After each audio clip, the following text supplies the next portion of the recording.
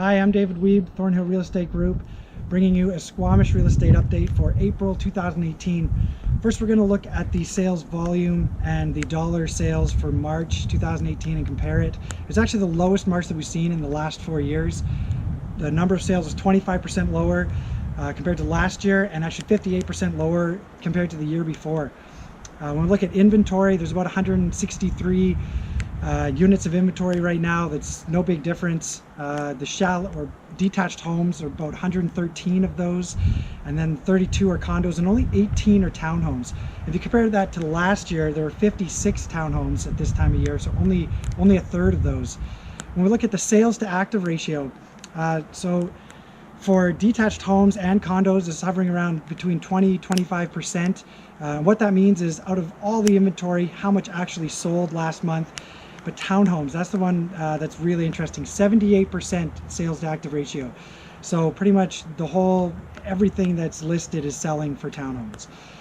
Now we're going to look at the HPI benchmark price, which is essentially just the average price. It's up across all detached homes, condos, and townhomes between 10 and 30% compared to last year.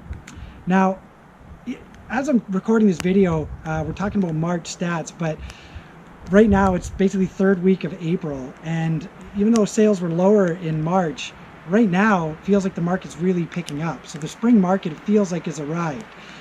And I actually think it's going to get busier and busier and busier because the weather is just going to start to get nicer. Once the weather starts to get nicer, people come out and actually start to look. So historically in Squamish, we see January, February, March, April, May, and the sales volume just steadily increases, where this March we had a slight dip, but I feel like it's going to turn around once we actually look at the sales stats for April.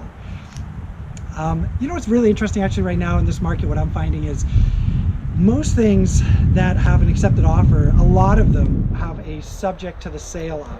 So what that means is, when a buyer is looking to buy something and they already own a property, they're writing a subject in there saying that they have to sell their property first.